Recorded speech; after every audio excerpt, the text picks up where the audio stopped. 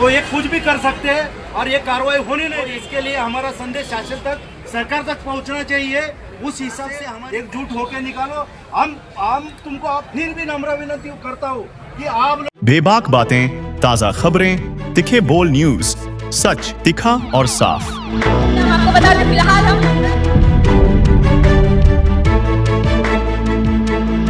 समझे जी, सबसे पहले आप जो मोर्चे की डेट है वो लोगों को क्लियर करिए। आने वाली मोर्चे की डेट है, बुधवार का दिन है, 6 तारीख है और 6 अगस्त को यहाँ से निकलने वाले हैं हम लोग। कहाँ से आप लोग निकलने वाले हैं? सिलफाटा सर्कल से हम लोग यहाँ जमा होंगे, सब एक साथ एकजुट निकलेंगे यहाँ से। और जो जाना है हमें थाना में, जो स्टेशन है बाबा साहब अम्बेडकर का पुतला है रिक्शा स्टैंड के बाजू से, वहाँ से अपना मोर्चा स्टार्ट होने वाला है। वहाँ पे सभी को जमा होना है, लेकिन एक साथ यहाँ पे जमा होके हम लोग आगे निकलेंगे और वहाँ पे थाना में जमा होके एक साथ फिर हमारा मोर्चा के जो रणनीति है वहाँ से तय होने वाली है। अच्छा, वहाँ से आप लोग कहाँ जाने वाले, किस ऑफिस में? हम लोग जो थाना में है जिला अधिकारी कार्यालय है, क्योंकि इस मोर्चे का जो ये महसूल का जो एक अंग है वो जिला अधिकारी है और कोई भी विषय है वो जिला अधिकारी के अंदर आता है। एमआरडीसी हो, वन विभाग हो या फॉरेस्ट हो या तो महानगर पालिका हो, ये सब जिला अधिकारी के अंडर में आता है। तो हमारा जो है मिशन जो हमारा जिला अधिकारी कार्यालय पे है, क्योंकि हम जो हक न्याय मांगेंगे हम जिला अधिकारी से मांगेंगे। सर, जैसे कि मैं भी 2016 से यहीं पे हूँ, मैंने देखा कि पिछले वाले मोर्चे में लोगों ने आपका साथ नहीं दिया, तो क्या लग रहा है कि दोबारा से ये लोग आपका साथ देंगे या नहीं देंगे? देखो, अपना जिस यहाँ के लोग जो है डरते हैं, क्योंकि भाई हम लोग जाएंगे हर कहीं ना कहीं पॉलिटिकल में टच है, तो वो सोचते कि भाई इधर जाएगा तो हमें बोलेंगे उधर जाए। हमारा कहने का तुम किधर भी रहो, किसी से भी टच रहो, किसी भी पार्टी में रहो, उससे हमें कुछ लेना देना नहीं है।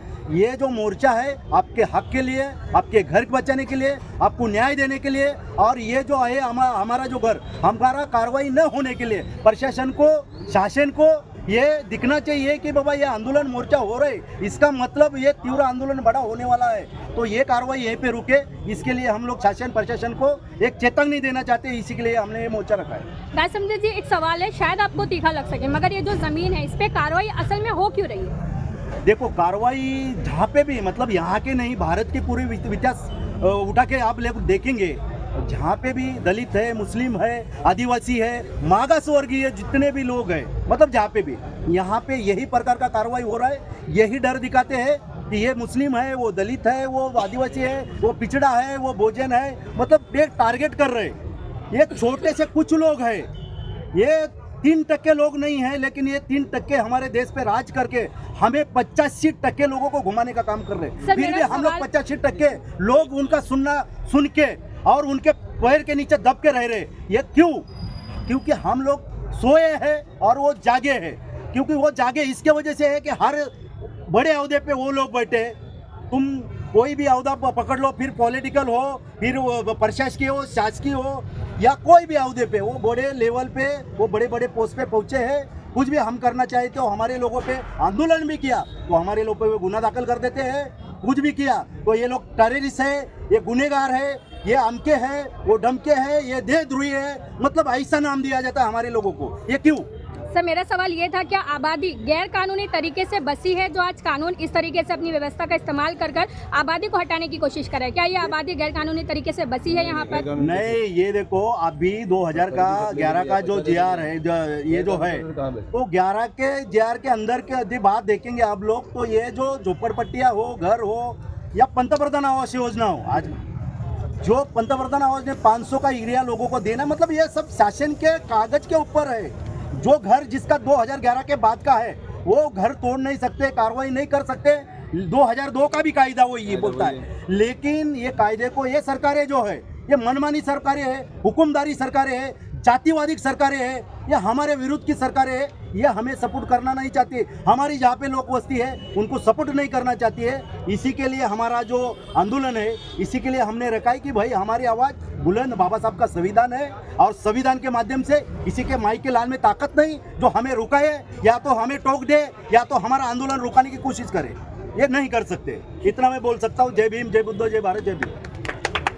राजवन साहब जी, हमने अभी ये कहते हुए सुना कि जो फॉरेस्ट के डिपार्टमेंट के लोग हैं, कल वो आके कहेंगे हमारी ज़मीन है, MIDC के लोग, मतलब ये बात जाहिर है कि ज़मीनें कहीं ना कहीं गवर्नमेंट को बिलोंग करती है। और अगर यहाँ पे रोड बेंडिंग का जो सिस्टम है वो हो जाता है तो कहीं ना कहीं शहर जो है डेवलपमेंट होगा। अगर आपकी तरह सभी लोग कहेंगे कि नहीं हमारा शहर हमको डेवलप नहीं चाहिए, तो फिर किस तरीके से भारत डेवलप कैसे होगा सर? ठीक है, डेवलप की बात सही है, अभी डेवलप होना चाहिए, डेवलप का कोई विरोध नहीं है हम लोग को, है कि नहीं, डेवलप तो होना चाहिए। लेकिन कैसा है, जो ये 85 से लोग यहाँ बसे हुए, ठीक है, इन्होंने खरीदी करके लिए, पेपर पे लेके लिए, लोग गाँव वाले तो ज़मीन खरीदी उन्होंने, पैसे दे के लिए, अनलीगल नहीं बैठा कोई। उस टाइम वही इतना पढ़ा लिखा नहीं था कि पेपर देखता, 7/12 देखता, ये सब देखता, पैसा दिए, खरीदे और अपना बना के बैठ जाते थे। उसी तरह से रोड जगह, मैं पहला मुसलमान सिलपाटे का हूँ, मेरी 3 पीढ़ी यहाँ गई है, मुझे मालूम है कितना रोड कटा है। हर बार यहाँ के लोगों ने मदद किया है। 10 फीट चाहिए, ठीक है सर, आप 10 फीट ले लीजिए, दोनों तरफ दिए हैं हर बार। वो डिवाइडर मेरी ज़मीन के अंदर तक था, धीरे धीरे करते करते हम लोग यहाँ तक आ गए, और कितना कहाँ जाएंगे। अच्छा, एक्चुअल में अभी तक आपको पता चले कि गवर्नमेंट आपसे कितनी ज़मीन लेना चाहती है? एक्चुअली अभी तो वो पता नहीं चला है कि कितनी ज़मीन वो लेना चाहती तो है। फिर जिस बात का दावा किया जा रहा है कि हर बार हमने अपनी ज़मीनें दी है, तो आपने कितनी दे चुकी, कितनी उनको चाहिए थी, इस बात का कोई डिस्कशन कोई ऑफिसर से हुआ है? अगली बार 2016 के अंदर जो चीज़ हुआ था, मैं फिर से रिपीट करूँगा उसी चीज़ को, 45 मीटर का रोड था, वो बन चुका है, वो रोड तो बन चुका है, ठीक है, लेकिन अब आपको क्या ज़रूरत पड़ी है हमको बताओ ना।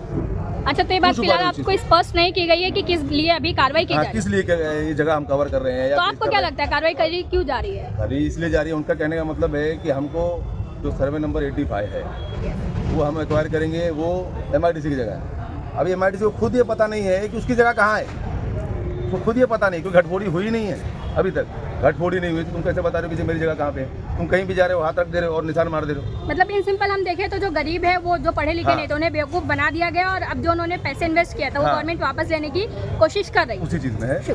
करीम खान जी, जैसे कि अभी आपने कहा कि कोई भी आपके साथ नहीं खड़ा है, तो मेरा सवाल आपसे वही है, जो जिम्मेदारान है यहाँ के, दोनों ही लेवल के जिम्मेदारान, आखिर वो आपका साथ दे क्यों नहीं रहे? क्या उनका कोई कमीशन बेस वाला जो गेम चलता है मुमरा में, वो चल रहा है? ये सवाल बहुत अच्छा सवाल है, ये तो मेरे मन का सवाल आपने कर दिया। ये जो बनी है ना दुकानें, जब 2016 में टूटने का जब ये बनी है, जबकि हमको म्यूनसिपैलिटी ने बोला था, थाना महानगर पालिका ने बोला था आप लोग जाकर के बनाइए, और किसी को कुछ देना नहीं, आपको म्यूनसिपैलिटी को भी नहीं देना, किसी अधिकारी को भी देना। अगर काफ़ी लोग यहाँ पर खड़े हो वो ऑर्डर का अगर मानते जानते हैं, लेकिन उस टाइम पे भी जब ये बनाना शुरू किए, एक तो पहले 50 फीट थी, अब 20 बची, 50 चली गई, 70 थी, पहले 50 गए, 20 बची। जब 20 को बनाने गए तो अफसोस इस बात का है कि उन्हीं जिम्मेदारों ने 20-20, 30-30 हज़ार पर लेकर के उनको बनाने दिया, ठीक ठाक करने का, ग्राउंड पास 1 करने का। और आज इतनी बड़ी मुसीबत है, इतनी बड़ी मुसीबत पूरे सिलपाटे के ऊपर है, रहवासी क्या, दुकानदार क्या, फुटपाथ के लोग क्या। अफसोस है कि मतलब आज वो जिम्मेदार नहीं खड़े, जिन लोगों ने आपको वोट देकर के आपको जिम्मेदारी के पद दिया। अच्छा, आप उन तक पहुँचे थे अपनी अपील लेकर? तो देख रहे हैं ना, पहली बात तो मेरी एक भी दुकान इधर है इसकी, कि मेरी बहुत सारा मेरा नुकसान हो रहा है, जो मैं पर्सनल कहीं पर जाकर गुहार लगाऊँ, और अगर कहीं है भी तो अल्लाह का करम है कि मतलब साहब ऐसे तो अगर एक आध दुकान टूट भी जाएगी तो अल्हम्दुलिल्लाह, लेकिन यहाँ पर कई ऐसे लोग हैं कि बहुत गरीब है पीछे लोग, अगर उनकी एक ही दुकान है पूरी ज़िंदगी बनाएंगे, अगर वो टूट गए तो मर जाएंगे। तो मैं पहले जाऊँ उधर, या उनका जिम्मेदार का हक बनता है जिन्होंने तुमको उस सीट पे बिठाया, उनका हक बनता है। सर, जैसे कि 2 जिम्मेदार थे, एक की तो सीट जा चुकी है, और जो दूसरे हैं वो तो अभी तक फिलहाल दिखे नहीं है शिलपाटा पे, तो गुहार वहाँ तक पहुँचेगी? मैं बोलता हूँ कि स्टेट लेवल से लेकर कॉर्पोरेशन लेवल तक का कोई भी जिम्मेदार नहीं दिखा। मैं पर्सनली किसी का नाम नहीं लेना चाहूँगा, लेकिन ये दिख रहा है जनता को कि आज कौन खड़ा है, डोंबिवली से आकर के खड़ा है, ये नौजवान खड़ा है, ये दिख रहा है लोगों को। तो आने वाला कल मैं समझता हूँ कि शायद चुनाव भी डिक्लेयर हो गया कॉर्पोरेशन का, तो जनता, मेरे सिलपाटे की जनता बाखूबी जान रही है, देख रही है कि कौन ऐसी मुसीबतों में कौन किसके साथ खड़ा है। सर, आपकी लड़ाई जो कंटिन्यू चलेगी, अगर उसमें वो जिम्मेदार हिस्सा लेंगे तो आपका क्या उसमें रोल? वेरी गुड, बहुत अच्छी बात है, आप एक सामाजिक आदमी है। दूसरी बात, इसी समाज ने, जो समाज आज परेशान है, इन्हीं समाज ने आपको सीट पे बिठाया, तो अगर आप आते तो मेरे से पहले हक तो आपका था, पहले आपको आना चाहिए। अगर आप सेकंड डे भी आते, आखिरी में भी आते, कुछ मदद करते हैं इन गरीबों की, ताकि इनका आशियाना बना रहे, इनकी दुकानें बनी रहे, तो मैं उनका वेलकम करूँगा। और वेरी गुड, बहुत अच्छी बात है। क्या कहेंगे आप? 2016 में भी आपने ये लड़ाई लड़ी थी, दोबारा से आप आगे आए हैं, तो क्या लग रहा है इस बार ये लोग आपका साथ देंगे?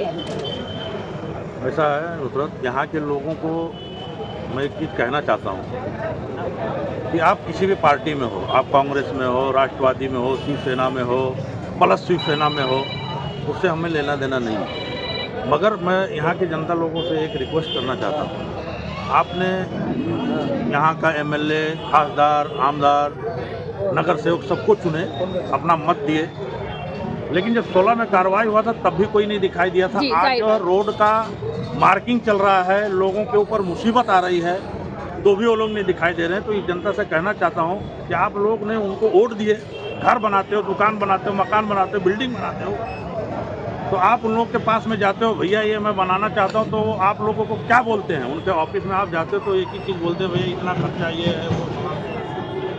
अगर आपके ऊपर मुसीबत आता है तो उसमें गाय समुद्रे साहब,